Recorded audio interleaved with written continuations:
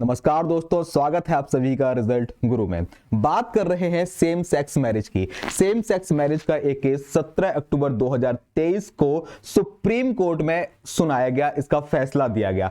फैसला आप सभी लोग शायद जानते होंगे कि सुप्रीम कोर्ट ने इसके लिए मना कर दिया है, लेकिन किन तर्कों के आधार पर इसको मना किया गया है वो पूरी प्रक्रिया जानेंगे, पूरी बात जानेंगे। और इसके साथ साथ एक चीज और बहुत ज्यादा चर्चित है, LGBTQIA+।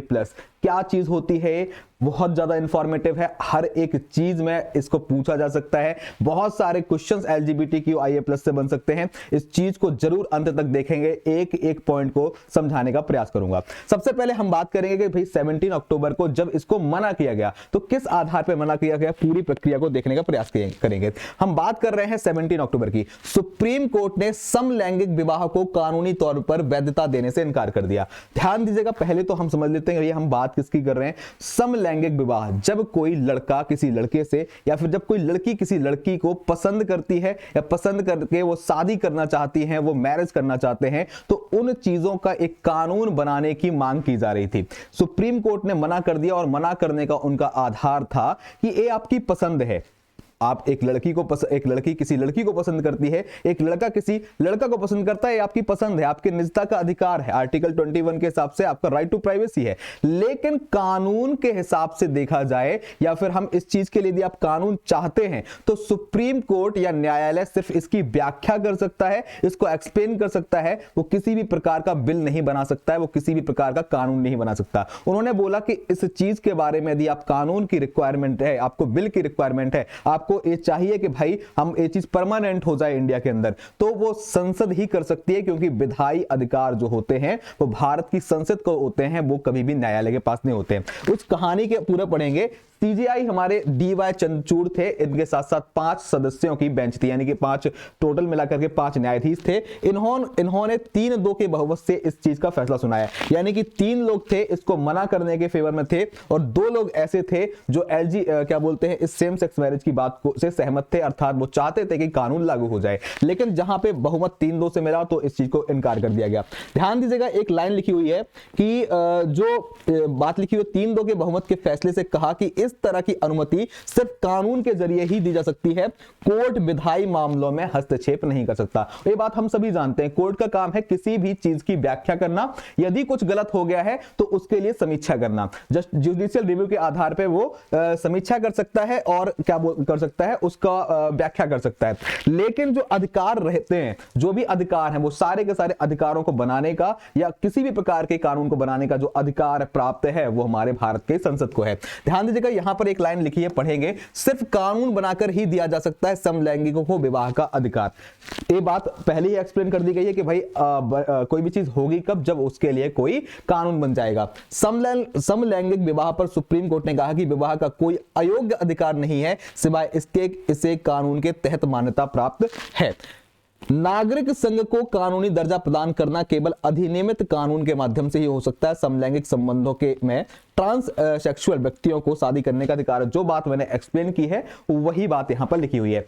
इस घटना पर वहां पर बैठे हुए एक जस्टिस साहब ने क्या बोला, हम बात कर रहे हैं जस्टिस रविंद्र भट्ट ने। जस्टिस रविंद्र भट्ट ने एक बात बोली कि विवाह करने का अयोग्य अधिकार नहीं हो सकता है जिसे मौलिक अधिकार माना जाए। हालांकि हम इस बात से सहमत हैं कि रिश्ते का अधिकार है, हम स्पष्ट रूप से मानते हैं कि अनुच्छेद 21 के अंतर्गत आता है। हम वी नो दैट कि आर्टिकल 21 में राइट टू प्राइवेसी आता है। हमें जीवन कैसे जीना है, हमें किस तरीके से चलना है, किसको हम पसंद करते हैं, किसको हम नापसंद करते हैं, वो हमारी पसंद, वो हमारी चीज है। लेकिन उन्होंने एक बात बोली कि न्यायालय इसमें कुछ नहीं कर सकता है, इसमें जो भी होगा संसद करेगा। नेक्स्ट लाइन पे लिखा हुआ है, इसमें एक साथी चुनने और उसके साथ शारीरिक संबंध का आनंद लेने का अधिकार शामिल है, इसमें गोपनीयता, स्वायत्तता आदि का अधिकार शामिल है। सारी चीजें राइट टू प्राइवेसी के अंतर्गत आती हैं या फिर निजता के अधिकार के अंतर्गत आती हैं। इसमें कोई संदेह नहीं हो सकता है कि जीवन साथी चुनने का विकल्प मौजूद है। ओवरऑल उन्होंने कहा कि आप ये बिल्कुल बात सही है कि आप किसी को भी पसंद कर सकते हैं, इसमें कोई रोक टोक वाली बात नहीं है। लेकिन उन्होंने सिर्फ इस बिल को पास नहीं किया तो एक चीज से कि उन्होंने बोल दिया कि कानून संविधान का काम है कि किसी चीज की व्याख्या करो, ना कि आप बिल बना करके दे दो। ठीक है, ध्यान दीजिएगा दोस्तों, यहां पर एक लास्ट लाइन इसके बारे में पढ़ेंगे और उसके बाद LGBTQ जानेंगे। सुप्रीम कोर्ट ने कहा कि समलैंगिकों के अधिकारों के लिए कमेटी बनाएगी सरकार। यहां पर एक चीज जरूर हुई है कि जो भी समलैंगिक हैं, जो भी LGBTQIA+ की कैटेगरी में आते हैं, जो भी एक बायोलॉजिकल मेल बायोलॉजिकल फीमेल को पसंद करते हैं, तो ऐसे लोगों के लिए क्या करेगी सरकार? एक कमेटी बनाएगी, या सरकार कमेटी बनाए, उन्होंने एक आदेश दिया है कि एक कमेटी बनाई जाए, और उस कमेटी के आधार पर क्या होगा, यह कमेटी समलैंगिकों को राशन कार्ड में एक परिवार के तौर पर दर्शाने का भी विचार करे, यहां पे भी लिखा हुआ है। इसके अलावा उन्हें जॉइंट बैंक अकाउंट, पेंशन के अधिकार, ग्रेजुटी आदि में भी अधिकार देने को लेकर विचार किया जाए। कमेटी की रिपोर्ट को केंद्र सरकार के स्तर का देखा जाए। एक क्या दिया है, एक प्रकार का आप बोल सकते हैं एक सजेशन दिया है, किसने? सुप्रीम कोर्ट ने दिया है हमारी सरकार को। सरकार एक कमेटी गठित करे ताकि इन लोगों को, जो भी इस कैटेगरी में आते हैं, जो भी इस जो LGBTQ अपने आप को मानते हैं, उन लोगों के लिए कमेटी बनाई जाए ताकि उनका विकास हो सके या उनकी बातें सुनी जा सके। इसके अलावा हम बात करेंगे तो ये तो भाई पूरा फैसला था कि जो फैसला है किस आधार पर मना कर दिया गया, या आगे क्या राह है इस फैसले की। इस फैसले के बाद बहुत सारे लोग नाराज भी हैं, और कुछ लोग अपनी अपनी आइडियोलॉजी के हिसाब से इसको सही मानते हैं कि ये चीज सही हो गई है। खैर, मैं इन सभी चीजों में नहीं जानता हूं कि सही क्या है, गलत क्या है। मेरा काम इंफॉर्मेशन देना है, वो इंफॉर्मेशन दी। उन्होंने मना किया इस आधार पे कि उनके पास अधिकार नहीं है ऐसा करने का। अब हम बात करते हैं व्हाट इज LGBTQIA+। बहुत ज्यादा चर्चित है। यहां पर बैकग्राउंड में आप एक फोटो देख रहे हैं, लव इज लव। ये बात को एक्सप्लेन कर रहा है कि किसी भी व्यक्ति से प्यार करना या पसंद करना, वो अपनी अपनी मतलब पहचान है। हमें जिसको मन हो रहा है उससे हम कर सकते हैं, इसमें रोकने वाला कोई काम नहीं है। फिलहाल हम लोग इंडियन आइडियोलॉजी की हैं, और इस आइडियोलॉजी में इस चीज को जनरली पसंद नहीं किया जाता है। फिर भी हम बात करेंगे कि भाई LGBTQIA+ क्या है, बहुत ज्यादा चर्चित है। ध्यान दीजिएगा, यहाँ पे L का मतलब लेस्बियन है, G से गे है, बाइसेक्सुअल, ट्रांसजेंडर, क्वीर, इंटरसेक्स, और आप ए से अलाय बोल सकते हैं। प्लस का मतलब है कि आगे और समूह बढ़ने के चांसेस हैं।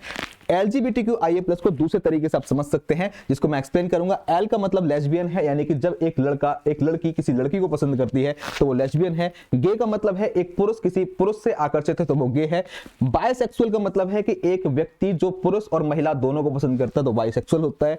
ट्रांसजेंडर का मतलब होता है इंडियन समुदाय के हिसाब से देखा जाए तो हम इनको किन्नर बोलते हैं, यानी कि जन्म के आधार पर हमें तय नहीं कर पाते हैं कि वो व्यक्ति मेल है या फिर फीमेल है, यानी कि उनके जो भी प्राइवेट पार्ट्स होंगे उससे कंफ्यूजन की स्थिति होगी। यदि कोई लड़का दिखता है तो वो लड़कियों जैसी हरकत कर सकता है, या फिर कोई लड़की दिख रही है तो वो लड़कों जैसी हरकत कर सकती है। तो ऐसे लोगों को हम ट्रांसजेंडर की कैटेगरी में रखेंगे।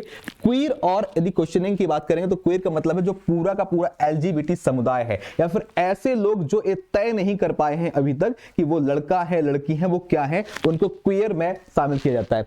इंटरसेक्स की बात करेंगे तो जनरली ध्यान दीजिएगा, इंटरसेक्स आसेक्सुअल की बात करेंगे तो एसेक्सुअल तो वो चीज हो गई जिसको क्या बोलते हैं इस चीज में रुचि ही नहीं है, जिसको इस चीज में रुचि नहीं है, अर्थात एसेक्सुअल का मतलब जिसको शारीरिक संबंध बनाने पसंद नहीं है। प्लस का साइन यहां पर एक चीज लगा हुआ है, तो प्लस का मतलब है कि ये जो LGBTQ वाली लाइन है ये बाकी के लोगों के लिए खुला हुआ है, अर्थात और ग्रुप इस पे ऐड हो सकते हैं, या फिर जिन ग्रुप्स की अभी तक पहचान नहीं हुई है उनके लिए प्लस का साइन लगा हुआ है। तो दोस्तों ये पूरी की पूरी जानकारी थी LGBTQIA+ के बारे में। बहुत सारे ऐसे टॉपिक होते हैं, बहुत सारे ऐसे मुद्दे होते हैं जिनके इनके बारे में पूछा जाता है, तो कुछ भी हो इसके बारे में इंफॉर्मेशन होना आपके लिए बहुत जरूरी है। यदि एक जानकारी आपको सही लगी हो, पसंद आई हो, तो वीडियो को लाइक करिए, शेयर करिए, हमारे चैनल को सब्सक्राइब करें, जुड़े रहें रिजल्ट गुरु के साथ। थैंक यू, जय हिंद, जय भारत।